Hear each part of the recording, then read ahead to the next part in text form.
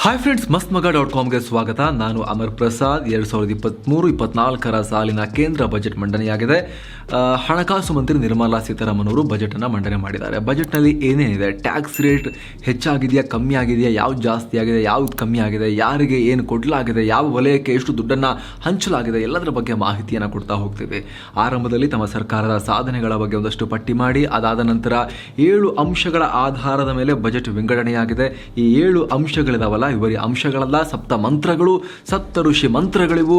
ಇದರ ಆಧಾರದ ಮೇಲೆ ದೇಶದ ಆರ್ಥಿಕತೆ, ದೇಶ ಇಂಡಿಯಾ ಎಟ್ 100 ಸ್ವತಂತ್ರಗೊಂಡು 100 ವರ್ಷದವರೆಗೆ ಇಂಡಿಯಾ ಯಾವ ರೀತಿ ಹೋಗುತ್ತೆ ಮುಂದಿನ 25 ವರ್ಷಗಳ ಕಾಲ, ಅದಕ್ಕೆ ಮಾರ್ಗಸೂಚಿ ಅಂಶಗಳಿವು ಅನ್ನೋದನ್ನು ಹೇಳೋ ಮೂಲಕ ನಿರ್ಮಲಾ ಸೀತಾರಾಮನ್ ಅವರು ಬಜೆಟನ್ನು ಮಂಡಿಸೋದನ್ನು ಆರಂಭ ಮಾಡಿದ್ರು. ಕ್ಲೈಮ್ಯಾಕ್ಸ್, ಬಜೆಟ್ನ ಕ್ಲೈಮ್ಯಾಕ್ಸ್ ಏನು ಹೇಳಿ, ಟ್ಯಾಕ್ಸ್ ರೇಟ್ಸ್ ಎಷ್ಟೆಷ್ಟು ಅಂತ ಅದನ್ನು ಬಜೆಟ್ನ ಕಡೆಗೆ ಇಡಲಾಗಿತ್ತು. ಆದರೆ ನಾವು ಆ ಮುಖ್ಯ ಅಂಶವನ್ನು ಈ ವಿಡಿಯೋದ ಆರಂಭದಲ್ಲೇ ಇಟ್ಟು ಆ ಪ್ರಮುಖ ಕುತೂಹಲವನ್ನು ನಮ್ಮ ವೀಕ್ಷಕರಿಗೆ ತಣಿಸಿ ನಾವು ಬಜೆಟ್ನಲ್ಲಿ ಮುಂದುವರಿತಾ ಹೋಗ್ತೀವಿ. ಮೊದಲಿಗೆ ತಮ್ಮ ಸರ್ಕಾರದ ಸಾಧನೆಗಳ ಪಟ್ಟಿಯನ್ನು ಹೇಳ್ತಾ ನಿರ್ಮಲಾ ಸೀತಾರಾಮನ್ ಅವರು, ಜಾಗತಿಕ ಆರ್ಥಿಕ ಹಿಂಜರಿತದ ನಡುವೆ ಕೂಡ ಭಾರತ 7% ಹೆಚ್ಚು ಕಮ್ಮಿ ಆರ್ಥಿಕ ಬೆಳವಣಿಗೆಯನ್ನು, GDP ಬೆಳವಣಿಗೆಯನ್ನು ಸಾಧಿಸ್ತಾ ಇದೆ. ಇದು ಸಣ್ಣ ಸಾಧನೆ ಅಲ್ಲ, ದೊಡ್ಡ ಸಾಧನೆ. ಇದು ಕಳೆದ 9 ವರ್ಷದಲ್ಲಿ ಜಗತ್ತಿನ 10ನೇ ಅತಿ ದೊಡ್ಡ ಆರ್ಥಿಕತೆಯ ಸ್ಥಾನದಿಂದ ಭಾರತ 5ನೇ ಆರ್ಥಿಕತೆಯ ಸ್ಥಾನಕ್ಕೆ ಏರಿದೆ. ಜೊತೆಗೆ ಮುಂಚೆ ಎಲ್ಲ ಅಸಂಘಟಿತ ವಲಯದಲ್ಲಿ ಕೆಲಸ ಮಾಡೋರ ಸಂಖ್ಯೆ ಜಾಸ್ತಿ ಇತ್ತು. ಆದರೆ ಈಗ ಎಲ್ಲರೂ ಕೂಡ ಫಾರ್ಮಲ್ ಸೆಕ್ಟರ್ಗೆ, ಇನ್ಫಾರ್ಮಲ್ನಿಂದ ಫಾರ್ಮಲ್ ಸೆಕ್ಟರ್ಗೆ, ಅಂದರೆ ಸಂಘಟಿತ ವಲಯಕ್ಕೆ, ಕಂಪನಿಗಳಿಗೆಲ್ಲ ಕೆಲಸಕ್ಕೆ ಜಾಯ್ನ್ ಆಗೋದು ಜಾಸ್ತಿ ಆಗಿದೆ. ಅದಕ್ಕೆ EPFO ಅಂದರೆ ಎಂಪ್ಲಾಯೀಸ್ ಪ್ರಾವಿಡೆಂಟ್ ಫಂಡ್ ಆರ್ಗನೈಸೇಷನ್, ಅದರಲ್ಲಿ ರಿಜಿಸ್ಟ್ರೇಷನ್ ಆಗಿರೋದು ಜಾಸ್ತಿ ಆಗಿರೋದೇ ಸಾಕ್ಷಿ. ಡಬಲ್ ಆಗಿದೆ ರಿಜಿಸ್ಟ್ರೇಷನ್, 27 ಕೋಟಿಗೆ ಏರಿಕೆಯಾಗಿದೆ EPFO ನಂಬರ್ಸ್ ಅನ್ನೋ ಒಂದು ಮಾತನ್ನು ನಿರ್ಮಲಾ ಸೀತಾರಾಮನ್ ಹೇಳಿದ್ರು. ಅದಾದ ನಂತರ ಅವರ ಬಜೆಟ್ ಮಂಡನೆ ಆರಂಭ ಆಯಿತು. ಆದರೆ ಬಜೆಟ್ನ ಪೂರ್ಣ ಡೀಟೇಲ್ಗೆ ಹೋಗೋಕ್ಕಿಂತ ಮುಂಚೆ ಅತ್ಯಂತ ಪ್ರಮುಖವಾಗಿರೋದು, ನೀವು ಕಾಯ್ತಿರೋದು, ಕುತೂಹಲದಿಂದ ನೀವು ಎದುರು ನೋಡ್ತಿರುವಂತಹ ಈ ಟ್ಯಾಕ್ಸೇಷನ್ ವಿಚಾರಕ್ಕೆ ನಾವು ಮೊದಲು ಬಂದ್ಬಿಡೋಣ. ಡೈರೆಕ್ಟ್ ಟ್ಯಾಕ್ಸಸ್, ನೇರ ತೆರಿಗೆ ವಿಚಾರಕ್ಕೆ ಬಂದರೆ 2023 ಮಾರ್ಚ್ 31ರಿಂದ 2024 ಮಾರ್ಚ್ 31ರ ನಡುವೆ ಇನ್ಕಾರ್ಪೊರೇಟ್ ಆಗುವ ಸ್ಟಾರ್ಟ್ಅಪ್ ಕಂಪನಿಗಳಿಗೂ ತೆರಿಗೆ ವಿನಾಯಿತಿಯನ್ನು ಅನೌನ್ಸ್ ಮಾಡಿದ್ರು.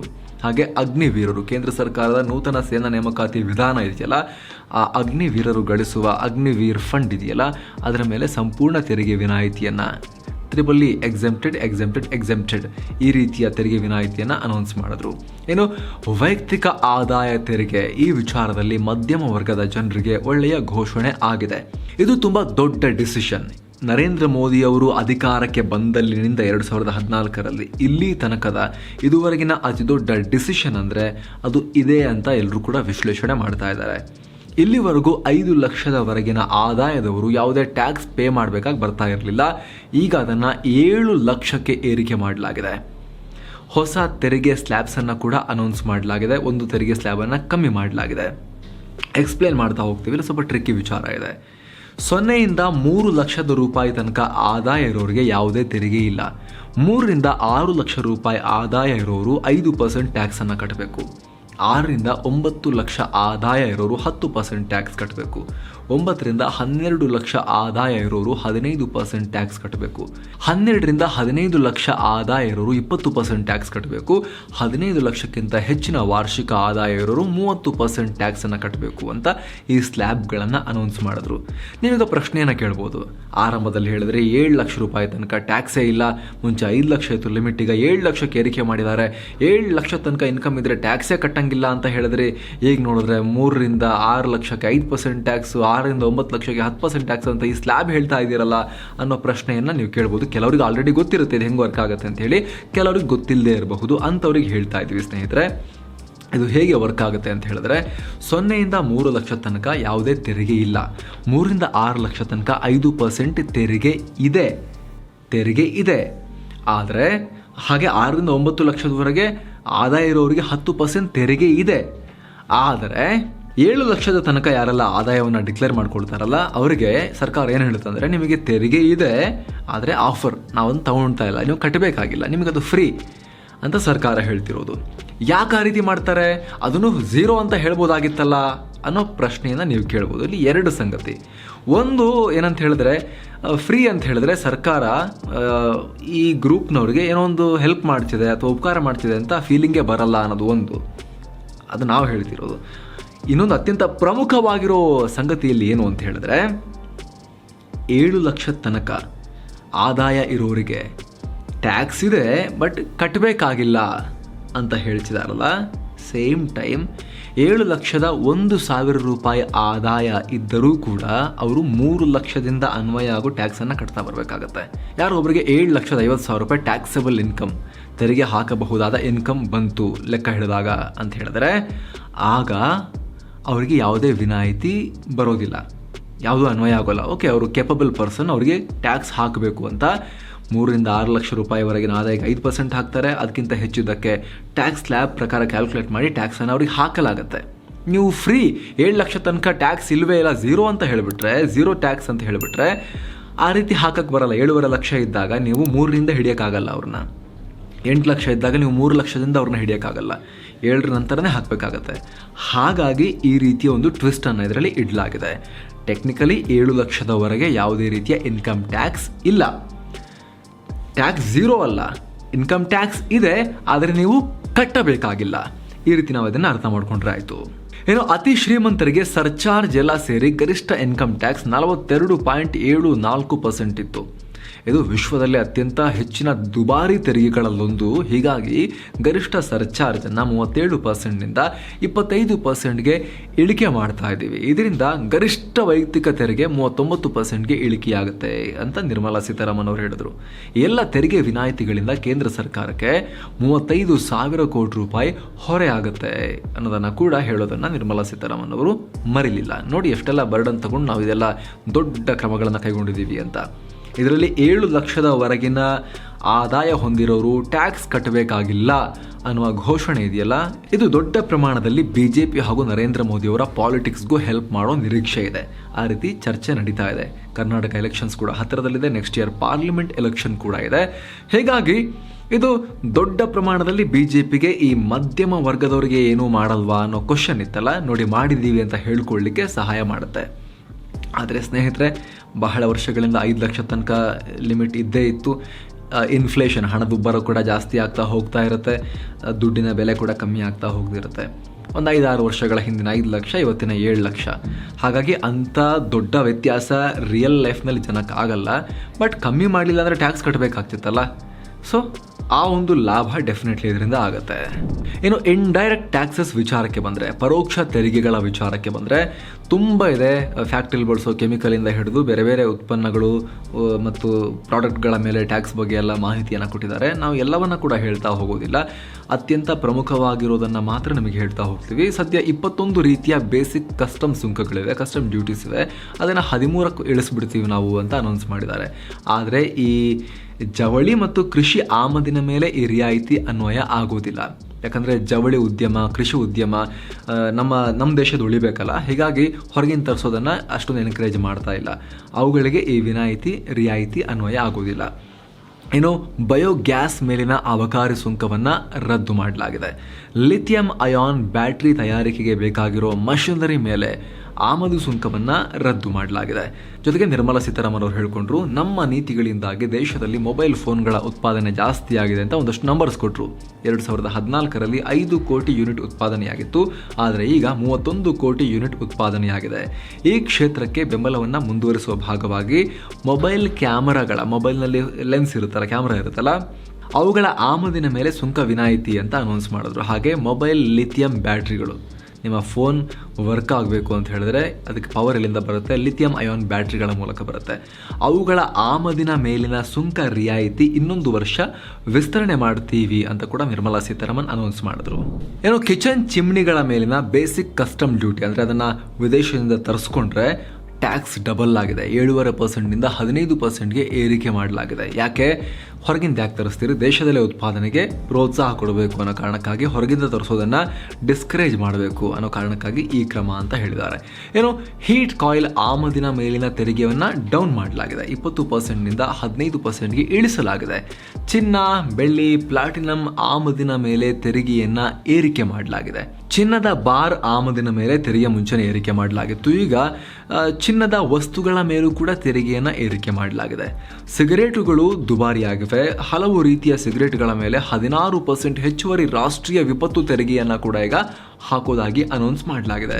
ಇದೆಲ್ಲ ಟ್ಯಾಕ್ಸ್ ವಿಚಾರ ಆಯಿತು. ಈಗ ಬಜೆಟ್ನಲ್ಲಿ ಇನ್ನೂ ಏನೆಲ್ಲ ಇತ್ತು ಅಂತ ನಾವು ನೋಡ್ತಾ ಹೋಗೋದಾದರೆ ಸಾಕಷ್ಟು ಪ್ರಮುಖ ಘೋಷಣೆಗಳನ್ನು ಮಾಡಲಾಗಿದೆ. ಕರ್ನಾಟಕಕ್ಕೂ ಕೂಡ ಒಂದಷ್ಟು ಇಂಪಾರ್ಟೆಂಟ್ ಎನಿಸುವ ಘೋಷಣೆಗಳನ್ನು ಮಾಡಲಾಗಿದೆ. ಅದನ್ನು ಎಕ್ಸ್ಪ್ಲೇನ್ ಮಾಡ್ತಾ ಹೋಗ್ತೀವಿ. ರೈಲ್ವೆಗೆ ಎಷ್ಟು ದುಡ್ಡನ್ನು ಕೊಡಲಾಗಿದೆ ಅದನ್ನು ಕೂಡ ನಿಮಗೆ ಹೇಳ್ತಾ ಹೋಗ್ತೀವಿ.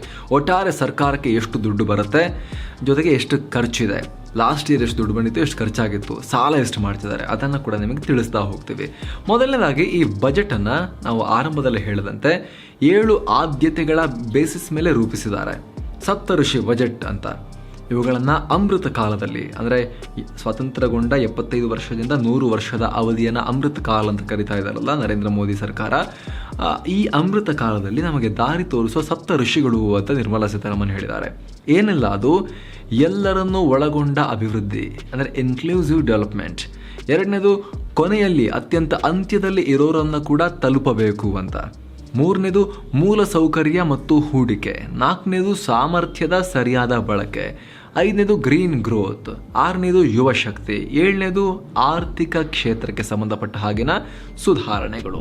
ಅದರಲ್ಲಿ ಮೊದಲನೇದಾಗಿ ಎಲ್ಲರನ್ನೂ ಒಳಗೊಂಡ ಅಭಿವೃದ್ಧಿಯಲ್ಲಿ ಏನೆಲ್ಲ ಹೇಳಿದ್ದಾರೆ ಅಂತ ನೋಡೋದಾದರೆ, ಕೃಷಿ ಕ್ಷೇತ್ರಕ್ಕೆ ಸಂಬಂಧಪಟ್ಟಂಗೆ ಕೃಷಿ ಕ್ಷೇತ್ರಕ್ಕೆ ಡಿಜಿಟಲ್ ಮೂಲ ಸೌಕರ್ಯವನ್ನು ಡೆವಲಪ್ ಮಾಡ್ತೀವಿ. ಅಗ್ರಿ ಸ್ಟಾರ್ಟಪ್ಗೆ ವಿಶೇಷ ಫಂಡನ್ನು ನಾವು ರಚನೆ ಮಾಡ್ತೀವಿ. ಉತ್ತಮ ಸಸಿ ಸಂಶೋಧನೆ ಹಾಗೂ ರೈತರಿಗೆ ಉತ್ತಮ ತೋಟಗಾರಿಕಾ ಬೀಜ ಒದಗಿಸೋಕೆ 2200 ಕೋಟಿ ರೂಪಾಯಿ ಯೋಜನೆಯನ್ನು ಅನೌನ್ಸ್ ಮಾಡಿದ್ದಾರೆ. ಸಿರಿಧಾನ್ಯದ ಜಾಗತಿಕ ಹಬ್ ಮಾಡ್ತೀವಿ ಭಾರತವನ್ನು.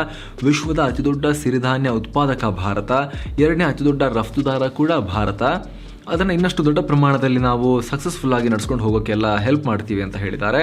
ಈ ಕಾರಣಕ್ಕಾಗಿ Indian institute of millet research ಹೈದರಾಬಾದ್ಗೆ ನಾವು ಸಪೋರ್ಟ್ ಮಾಡ್ತೀವಿ ಅಂತ ಹೇಳಿದ್ದಾರೆ.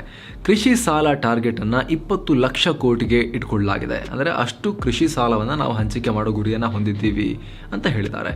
ಇದರಲ್ಲಿ ಪಶುಸಂಗೋಪನೆ, ಡೈರಿ, ಮೀನುಗಾರಿಕಾ ಕ್ಷೇತ್ರಕ್ಕೆ ಹೆಚ್ಚು ಫೋಕಸ್ ಮಾಡ್ತೀವಿ ಅಂತ ಹೇಳಿದ್ದಾರೆ. ಹೊಸ ಉಪಯೋಜನೆಯನ್ನು ಕೂಡ ಅನೌನ್ಸ್ ಮಾಡಲಾಗಿದೆ. PM ಮತ್ಸ್ಯ ಸಂಪದ ಯೋಜನೆಯಲ್ಲಿ ಒಂದು ಹೊಸ ಉಪಯೋಜನೆಯನ್ನು ಕೂಡ ಅನೌನ್ಸ್ ಮಾಡಲಾಗಿದೆ. ಈ ಕ್ಷೇತ್ರದಲ್ಲಿ 6,000 ಕೋಟಿ ರೂಪಾಯಿ ಟಾರ್ಗೆಟೆಡ್ ಇನ್ವೆಸ್ಟ್ಮೆಂಟ್ ಮಾಡ್ತೀವಿ ಅಂತ ಸರ್ಕಾರ ಹೇಳಿದೆ. ಈ ಮೀನುಗಾರಿಕಾ ಕ್ಷೇತ್ರದಲ್ಲಿ ಇನ್ನು 63,000 ಪ್ರಾಥಮಿಕ ಕೃಷಿ ಸಾಲ ಸಹಕಾರ ಸಂಸ್ಥೆಗಳ ಕಂಪ್ಯೂಟರೀಕರಣ ಮಾಡ್ತೀವಿ. ಅದಕ್ಕೋಸ್ಕರ 2,516 ಕೋಟಿ ರೂಪಾಯಿ ಹೂಡಿಕೆ ಮಾಡ್ತೀವಿ ಅಂತ ಹೇಳಿದ್ದಾರೆ. ಮುಂದಿನ 5 ವರ್ಷಗಳಲ್ಲಿ ದೇಶಾದ್ಯಂತ ದೊಡ್ಡ ಪ್ರಮಾಣದ ಸ್ಟೋರೇಜ್ ಕೆಪಾಸಿಟಿಯನ್ನು ನಿರ್ಮಾಣ ಮಾಡೋ ಗುರಿಯನ್ನು ಹೊಂದಿದ್ದೀವಿ. ರೈತರ ಹತ್ರ ಬೆಳೆ ಇರುತ್ತೆ, ಸರಿಯಾದ ರೇಟ್ ಇರಲ್ಲ, ಒಂದು ಕೊಳೆತು ಹೋಗುತ್ತೆ, ಬಿಸಾಕ್ತಾರೆ, ರೋಡಿಗೆ ಹಾಕಬೇಕಾಗುತ್ತೆ. ಕೆಲವೊಂದು ಟೈಮ್ನಲ್ಲಿ ಕಮ್ಮಿ ರೇಟಿಗೆ, ಚಿಲ್ಲರೆ ರೇಟಿಗೆಲ್ಲ ರೈತರು ಕಷ್ಟಪಟ್ಟು ದುಡಿದ ಬೆಳೆಯನ್ನು ಮಾರಬೇಕಾಗತ್ತೆ. ಹಾಗಾಗಿ ಸ್ಟೋರೇಜ್ ಕೆಪಾಸಿಟಿಯನ್ನು ಪ್ರತಿಯೊಂದು ಮೂಲೆಗೂ ದೇಶದಲ್ಲಿ ತಲುಪಿಸೋ ಗುರಿಯನ್ನು ಹೊಂದಿದ್ದೀವಿ. ಆ ಮೂಲಕ ರೈತರು ತಮ್ಮ ಉತ್ಪನ್ನವನ್ನು ಸ್ಟೋರೇಜ್ ಮಾಡಿಟ್ಕೊಂಡು ಒಳ್ಳೆ ಬೆಲೆ ಬಂದಾಗ, ಅವ್ರಿಗೆ ಇಷ್ಟ ಬಂದಾಗ ಮಾರೋಕೆ ನಾವು ಹೆಲ್ಪ್ ಮಾಡ್ತೀವಿ ಅಂತ ಹೇಳಿದ್ದಾರೆ. ಇನ್ನು ಆರೋಗ್ಯ ಕ್ಷೇತ್ರಕ್ಕೆ ಸಂಬಂಧಪಟ್ಟ ಹಾಗೆ 157 ಹೊಸ ನರ್ಸಿಂಗ್ ಕಾಲೇಜುಗಳನ್ನು ಅನೌನ್ಸ್ ಮಾಡಲಾಗಿದೆ. 2014ರಿಂದಲೂ ಇರುವಂಥ 157 ಮೆಡಿಕಲ್ ಕಾಲೇಜುಗಳ ಸಮೀಪವೇ ಈ ನರ್ಸಿಂಗ್ ಕಾಲೇಜುಗಳ ಸ್ಥಾಪನೆಯಾಗುತ್ತೆ ಅಂತ ಹೇಳಿದ್ದಾರೆ. ICMR ಜೊತೆಗೆ ಸೇರಿ ರಿಸರ್ಚ್ ಮಾಡೋಕೆ ಖಾಸಗಿಯವರಿಗೂ ಅವಕಾಶ ಕೊಡ್ತೀವಿ ಅಂತ ಹೇಳಿದ್ದಾರೆ. ಇನ್ನು ಶಿಕ್ಷಣ ಕ್ಷೇತ್ರಕ್ಕೆ ಸಂಬಂಧಪಟ್ಟ ಹಾಗೆ ಟೀಚರ್ಸ್ ತರಬೇತಿಗೆ ಹೊಸ ಕ್ರಮಗಳನ್ನು ಕೈಗೊಳ್ತೀವಿ. ಜಿಲ್ಲಾ ಶಿಕ್ಷಣ ಮತ್ತು ತರಬೇತಿ ಸಂಸ್ಥೆಗಳ ಅಭಿವೃದ್ಧಿ ಮಾಡ್ತೀವಿ. ನ್ಯಾಷನಲ್ ಡಿಜಿಟಲ್ ಲೈಬ್ರರಿ ಸ್ಥಾಪನೆ ಮಾಡ್ತೀವಿ. ಮಕ್ಕಳಿಗೆ ಹಾಗೂ ದೊಡ್ಡವರಿಗೆ ನಾಲೆಜ್ ಕೊಡುವಂತಹ ವೇದಿಕೆಯಾಗುತ್ತೆ ಇದು. ಓದುವ ಹವ್ಯಾಸ ಬೆಳೆಸೋಕೆ ಹಾಗೂ ಪ್ಯಾಂಡೆಮಿಕ್ ಅವಧಿಯಲ್ಲಿ ಏನು ಎಜುಕೇಷನಲ್ಲಿ ಲಾಸ್ ಆಗಿದೆ ಮಕ್ಕಳಿಗೆಲ್ಲ, ವಿದ್ಯಾರ್ಥಿಗಳಿಗೆಲ್ಲ, ಆ ಲಾಸ್ ಭರ್ತಿ ಮಾಡೋಕೆ ಇದರಿಂದ ಹೆಲ್ಪ್ ಆಗುತ್ತೆ ಅಂತ ಹೇಳಿದ್ದಾರೆ. ನ್ಯಾಷನಲ್ ಬುಕ್ ಟ್ರಸ್ಟ್ ಹಾಗೂ ಚಿಲ್ಡ್ರನ್ ಬುಕ್ ಟ್ರಸ್ಟ್ಗೆ ನಾವು ಸಪೋರ್ಟ್ ಮಾಡ್ತೀವಿ. ಪಠ್ಯೇತರ ಪುಸ್ತಕಗಳನ್ನು ಕೂಡ ಓದಬೇಕು, ಅದಕ್ಕೆ ವ್ಯವಸ್ಥೆ ಮಾಡ್ತೀವಿ ಅಂತ ಹೇಳಿದ್ದಾರೆ. ಇನ್ನು ಅತ್ಯಂತ ಕೊನೆಯಲ್ಲಿರುವವರನ್ನು ತಲುಪಬೇಕು ಅನ್ನೋ ಅಂಶದ ಅಡಿಯಲ್ಲಿ PMPVTG ಅಂದರೆ primitive vulnerable tribal group development mission, ಅಳಿವಿನಂಚಿನ ಬುಡಕಟ್ಟು ಜನರ ಸಾಮಾಜಿಕ ಆರ್ಥಿಕ ಜೀವನ ಸುಧಾರಿಸೋಕೆ ಯೋಜನೆ ತರ್ತೀವಿ ಅಂತ ಹೇಳಿದ್ದಾರೆ. ಸುರಕ್ಷಿತ ಮನೆ, ಕ್ಲೀನ್ ಕುಡಿಯುವ ನೀರು, ನೈರ್ಮಲ್ಯ, ಆರೋಗ್ಯ, ಶಿಕ್ಷಣ, ಪೌಷ್ಟಿಕ ಆಹಾರ, ರೋಡ್ ಕನೆಕ್ಟಿವಿಟಿ ಹಾಗೂ ಟೆಲಿಕಾಂ ಕನೆಕ್ಟಿವಿಟಿ, ಇದೆಲ್ಲವೂ ಕೂಡ ಟ್ರೈಬಲ್ ಏರಿಯಾಗಳಲ್ಲಿ ವಾಸ ಮಾಡ್ತಿರೋ ಟ್ರೈಬಲ್ ಜನಕ್ಕೆ, ಬುಡಕಟ್ಟು ಜನಕ್ಕೆ ಸಿಗಬೇಕು. ಆ ರೀತಿಯ ಕ್ರಮಗಳು ಮುಂದೆ ಆಗ್ತಾ ಹೋಗುತ್ತೆ. ಇದಕ್ಕೋಸ್ಕರನೇ ಮುಂದಿನ 3 ವರ್ಷಗಳಲ್ಲಿ 15,000 ಕೋಟಿ ರೂಪಾಯಿ ಹೂಡಿಕೆ ಮಾಡಲಾಗುತ್ತೆ ಅನ್ನೋದನ್ನು ಅನೌನ್ಸ್ ಮಾಡಿದ್ದಾರೆ. ಇನ್ನು ಏಕಲವ್ಯ ಮಾಡೆಲ್ ರೆಸಿಡೆನ್ಷಿಯಲ್ ಸ್ಕೂಲ್ಸ್ ಇದಕ್ಕೆ ಸಂಬಂಧಪಟ್ಟ ಹಾಗೆ ಒಂದಷ್ಟು ಅನೌನ್ಸ್ಮೆಂಟ್ ಆಗಿದೆ. ಮುಂದಿನ 3 ವರ್ಷಗಳಲ್ಲಿ 38,800 ಟೀಚರ್ಸ್ ಮತ್ತು ಸಪೋರ್ಟ್ ಸ್ಟಾಫ್ ಅನ್ನ ಈ ಏಕಲವ್ಯ ಸ್ಕೂಲ್ಗಳಿಗೆ ನೇಮಕ ಮಾಡಲಾಗುತ್ತೆ. ಮಾಡೆಲ್ ರೆಸಿಡೆನ್ಷಿಯಲ್ ಸ್ಕೂಲ್ಗಳಿಗೆ ಇವ್ರನ್ನ 740 ಏಕಲವ್ಯ ಮಾಡೆಲ್ ರೆಸಿಡೆನ್ಷಿಯಲ್ ಸ್ಕೂಲ್ಸ್ಗೆ ಅಪಾಯಿಂಟ್ ಮಾಡಲಾಗುತ್ತೆ. ಇದರಿಂದ 3.5 ಲಕ್ಷ ಬುಡಕಟ್ಟು ವಿದ್ಯಾರ್ಥಿಗಳು ಈ ವಿದ್ಯಾಭ್ಯಾಸ ನಡೆಸ್ತಾರಲ್ಲ ಅವರಿಗೆ ಅನುಕೂಲ ಆಗುತ್ತೆ ಅಂತ ಹೇಳಿದ್ದಾರೆ. ಪ್ರಧಾನಿ ವಿಶ್ವಕರ್ಮ ಕೌಶಲ್ಯ ಯೋಜನೆ ಅಡಿಯಲ್ಲಿ ಕುಶಲಕರ್ಮಿಗಳಿಗೆ ಹೊಸ ಯೋಜನೆಯನ್ನ ಘೋಷಣೆ ಮಾಡಲಾಗಿದೆ. ಪ್ರಧಾನಮಂತ್ರಿ ವಿಶ್ವಕರ್ಮ ಕೌಶಲ್ಯ ಯೋಜನೆ ಅಂತ.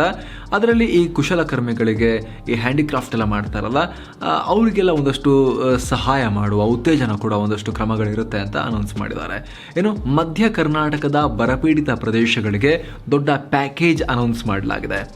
ಕರ್ನಾಟಕ 5,300 ಕೋಟಿ ರೂಪಾಯಿ ಕೇಂದ್ರದ ಸಹಾಯವನ್ನು ಕೊಡುವ ಅನೌನ್ಸ್ಮೆಂಟ್ ಮಾಡಲಾಗಿದೆ. ಮಧ್ಯ ಕರ್ನಾಟಕದ ಬರಪೀಡಿತ ಪ್ರದೇಶಗಳಿಗೆ ಭದ್ರಾ ಮೇಲ್ದಂಡೆ ಯೋಜನೆಗೆ ದೊಡ್ಡ ಪ್ರಮಾಣದಲ್ಲಿ ದುಡ್ಡನ್ನು ಬಳಸಲಾಗುತ್ತೆ.